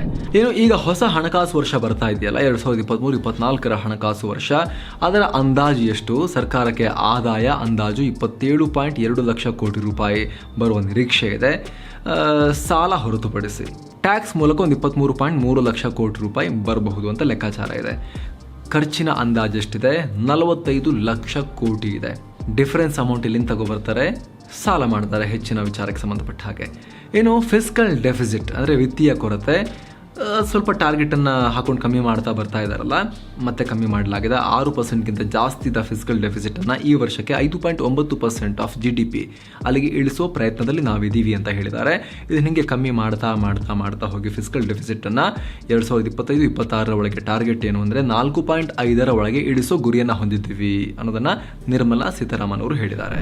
ಹಾಗೆ ಸ್ನೇಹಿತರೆ, ಯಾವೆಲ್ಲ ವಲಯಕ್ಕೆ ಅತಿ ಹೆಚ್ಚು ದುಡ್ಡು ಹೋಗಿದೆ ಅಂತ ಹೇಳಿ ಕೇಂದ್ರ ಆರ್ಥಿಕ ಇಲಾಖೆ ಒಂದು ಗ್ರಾಫಿಕ್ಸ್ ಅನ್ನು ರಿಲೀಸ್ ಮಾಡಿದೆ. ಅದನ್ನು ನಿಮಗೆ ಸ್ಕ್ರೀನ್ ಮೇಲೆ ತೋರಿಸ್ತಾ ಇದ್ದೀವಿ, ನೀವು ನೋಡಬಹುದು. ಆಗಲೇ ಹೇಳಿದ ಹಾಗೆ ಮಿನಿಸ್ಟ್ರಿ ಆಫ್ ಡಿಫೆನ್ಸ್ಗೆ, ರಕ್ಷಣಾ ಇಲಾಖೆಗೆ 5.94 ಲಕ್ಷ ಕೋಟಿ ರೂಪಾಯಿ. Ministry of road transport and ಹೈವೇಸ್ಗೆ ಅಂದರೆ ಕೇಂದ್ರ ರಸ್ತೆ ಸಾರಿಗೆ ಮತ್ತು ಹೆದ್ದಾರಿ ಸಚಿವಾಲಯಕ್ಕೆ 2ನೇ ಸ್ಥಾನ 2,70,000 ಕೋಟಿ ರೂಪಾಯಿ ಹೋಗ್ತಾ ಇದೆ. 3ನೇ ಸ್ಥಾನ ರೈಲ್ವೇಸ್ಗೆ, ರೈಲ್ವೆ ಇಲಾಖೆಗೆ 2,41,000 ಕೋಟಿ ರೂಪಾಯಿ. 4ನೇ ಸ್ಥಾನದಲ್ಲಿ ಬರೋದು ministry of consumer affairs, food and public distribution ಅಂದರೆ ಕೇಂದ್ರ ಆಹಾರ ಮತ್ತು ನಾಗರಿಕ ಸರಬರಾಜು ಇಲಾಖೆ. ಇದಕ್ಕೆ 2.06 ಲಕ್ಷ ಕೋಟಿ ರೂಪಾಯಿ. ಉಚಿತ ಧಾನ್ಯಗಳ ವಿತರಣೆ ಎಲ್ಲ ಆಗ್ತಾ ಇದೆಯಲ್ಲ, ಹಾಗಾಗಿ ಜಾಸ್ತಿ ದುಡ್ಡಲ್ಲಿ ಹೋಗ್ತಾ ಇದೆ. Next ministry of home affairs ಬರ್ತಾ ಇದೆ 5ನೇ ಸ್ಥಾನದಲ್ಲಿ, 1,96,000 ಕೋಟಿ ರೂಪಾಯಿ ಈ ಇಲಾಖೆಗೆ ಹೋಗ್ತಾ ಇದೆ. ಸೆಂಟ್ರಲ್ ರಿಸರ್ವ್ ಪೊಲೀಸ್ ಫೋರ್ಸ್ ಆಗಿರ್ಬೋದು ಅಥವಾ ಇತರ ಕೇಂದ್ರ ಸರ್ಕಾರದ ಅಧೀನದಲ್ಲಿರುವಂತಹ ಒಂದಷ್ಟು ಸೆಕ್ಯೂರಿಟಿ ಫೋರ್ಸಸ್ ಆಗಿರ್ಬೋದು, ಅವರ ಸ್ಯಾಲರಿ ಪೆನ್ಷನ್ ಎಲ್ಲವೂ ಕೂಡ ಕೇಂದ್ರ ಗೃಹ ಇಲಾಖೆಯ ಅಧೀನಕ್ಕೆ ಬರುತ್ತೆ. ಹಾಗೂ ಇತರ ಖರ್ಚು ವೆಚ್ಚ ಕೂಡ ಕೇಂದ್ರ ಗೃಹ ಇಲಾಖೆಗೆ ಇರುತ್ತೆ. Next ministry of chemicals and fertilisers. Again ಇಲ್ಲಿ ಕೃಷಿಗೆ ಸಂಬಂಧಪಟ್ಟಂತೆ ರಸಗೊಬ್ಬರಗಳಿಗೆ ಸಬ್ಸಿಡಿ ಎಲ್ಲ ಕೊಡಲಾಗುತ್ತಲ್ಲ, ಸೊ ಆ ಎಲ್ಲ ಕಾರಣಗಳಿಗಾಗಿ ಈ ರಸಗೊಬ್ಬರ ಮತ್ತು ರಾಸಾಯನಿಕ ಇಲಾಖೆಗೆ 1.78 ಲಕ್ಷ ಕೋಟಿ ರೂಪಾಯಿ ಹೋಗ್ತಾ ಇದೆ. ಗ್ರಾಮೀಣಾಭಿವೃದ್ಧಿ ಇಲಾಖೆ ನೆಕ್ಸ್ಟ್ ಬರುತ್ತೆ, ministry of rural development 1.60 lakh crore ರೂಪಾಯಿ ಹೋಗ್ತಾ ಇದೆ. ನೆಕ್ಸ್ಟ್ ಕೃಷಿ ಇಲಾಖೆ, ministry of agriculture and farmers welfare 1,25,000 ಕೋಟಿ ರೂಪಾಯಿ ಹೋಗ್ತಾ ಇದೆ. ನೆಕ್ಸ್ಟ್ 8ನೇ ಸ್ಥಾನದಲ್ಲಿ ಇಲ್ಲಿ ಬರ್ತಾ ಇರೋದು ಪಟ್ಟಿಯಲ್ಲಿ ಮಿನಿಸ್ಟ್ರಿ ಆಫ್ ಕಮ್ಯುನಿಕೇಷನ್ 1,23,000 ಕೋಟಿ ರೂಪಾಯಿ ಹೋಗ್ತಾ ಇದೆ. ದೊಡ್ಡ ಪ್ರಮಾಣದಲ್ಲಿ 5G 4G ಎಲ್ಲ ಇಂಪ್ಲಿಮೆಂಟೇಷನ್ ಪ್ರಯತ್ನ ನಡೀತಾ ಇದೆ. 3G ಇರೋ ಕಡೆ 4G ತರುವಂಥ ಪ್ರಯತ್ನ ನಡೀತಾ ಇದೆ. BSNL ಕೂಡ ಈ ವರ್ಷದಿಂದ ನಾವು 4G ಮಾಡ್ತೀವಿ ಅಂತ ಹೊರಟಿದೆ. ಜಗತ್ತು ಹಾಗೂ ಭಾರತದ ನಗರಗಳಲ್ಲಿ ಖಾಸಗಿ ಕಂಪನಿಗಳು 5G ಮಾಡ್ತಾ ಇದ್ರೆ, ಇವರು ಈ 4G ಮಾಡಕ್ಕೆ ಇವಾಗ ಹೊರಟಿದ್ದಾರೆ. ಅದಕ್ಕೆಲ್ಲ ಖರ್ಚಾಗುತ್ತೆ. 5G ಇಂಪ್ಲಿಮೆಂಟೇಷನ್ ಕೂಡ ಜೋರಾಗಿ ನಡೀತಾ ಇದೆ. ಹೀಗಾಗಿ 8ನೇ ಸ್ಥಾನಕ್ಕೆ ಮಿನಿಸ್ಟ್ರಿ ಆಫ್ ಕಮ್ಯುನಿಕೇಷನ್ ಬಂದ ಹಾಗೆ ಕಾಣಿಸ್ತಾ ಇದೆ. ಸೊ ಫ್ರೆಂಡ್ಸ್, ಇದಾಗಿತ್ತು ಕೇಂದ್ರ ಬಜೆಟ್ನ ಹೈಲೈಟ್ಸ್ ಅನ್ನ ಸಂಕ್ಷಿಪ್ತವಾಗಿ ನಿಮಗೆ ತಿಳಿಸುವಂತಹ ಪ್ರಯತ್ನ. ಬಜೆಟ್ ಬಗ್ಗೆ ನಿಮಗೆ ಏನಿಸ್ತು? ತುಂಬ ಇಷ್ಟವಾದ ಡಿಸಿಷನ್ ಯಾವುದು? ಇನ್ನು ಏನು ನಿರೀಕ್ಷೆ ಇತ್ತು ಅದು ಈಡೇರಲಿಲ್ಲ, ಏನು ಆಗಬೇಕಾಗಿತ್ತು?